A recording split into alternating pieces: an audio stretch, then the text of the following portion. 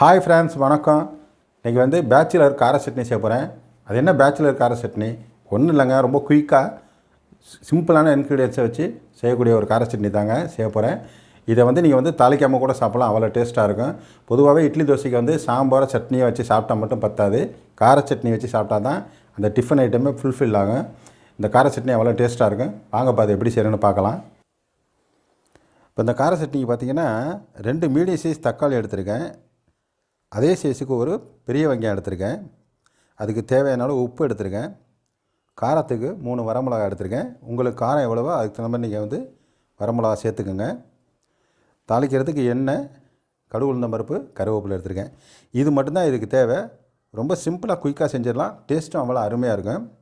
இப்போ அடுத்தது அதை வந்து கட் பண்ணி மிக்சியில் போட்டு சட்னி ரெடி பண்ணிக்கிறேன். இப்போ தக்காளியோட அளவு, வெங்காயத்தோட அளவு எவ்வளோன்னு பார்த்தீங்கன்னா, அதாவது ஒரு பெரிய சைஸ் தக்காளி எடுத்திங்கன்னா அதில் பாதி சைஸ்க்கு தான் நீங்கள் ஒரு பெரிய வெங்காயம் எடுத்துக்கணும். ஏன்னா வந்து தக்காளியில் பாதி அளவு தான் வெங்காயம் இருக்கணும், அப்போ தான் இந்த சட்னி டேஸ்ட்டாக இருக்கும். இப்போ நான் வந்து வெங்காயத்தை கட் பண்ணி எடுத்துக்கிறேன்.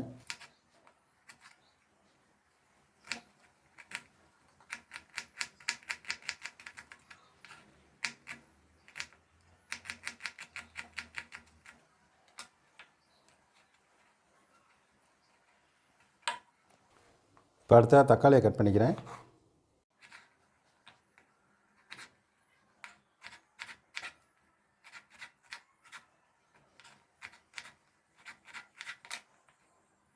இப்போ மிக்ஸி ஜாரில் தக்காளி, வெங்காயம், வரமிளகா, உப்பு சேர்த்துட்டேன்.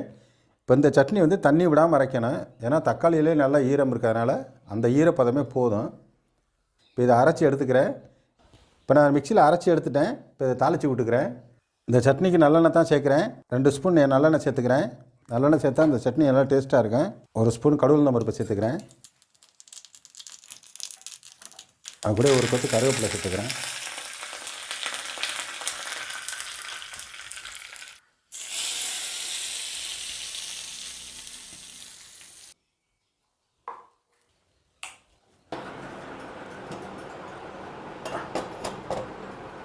அருமையாக சூப்பராக ரெடி ஆச்சுங்க பேச்சுலர் கார சட்னி.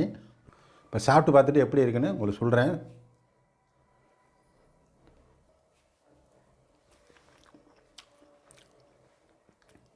ரொம்ப அருமையாக இருக்குங்க. வெங்காயம், தக்காளி, வரமிளகா, இதோட அந்த பச்சை வாசனை அப்படியே கமகமான இருக்குது. அதே தாளித்த வாசனை, கடுகு, உளுந்தம் பருப்பு தாளித்த வாசனை அவ்வளோ சூப்பராக இருக்குது சாப்பிட்றதுக்கு. இந்த ஒரு சட்னியை வச்சு தாராளமாக 5-6 இட்லி சாப்பிட்லாம். நீங்களும் இதை செஞ்சு பார்த்துட்டு எப்படி இருக்குன்னு கமெண்ட் பாக்ஸில் கமெண்ட் பண்ணுங்கள். நன்றி, வணக்கம். ராஜி அம்மா சமையலை லைக் பண்ணுங்க, ஷேர் பண்ணுங்க, சப்ஸ்கிரைப் பண்ணுங்க.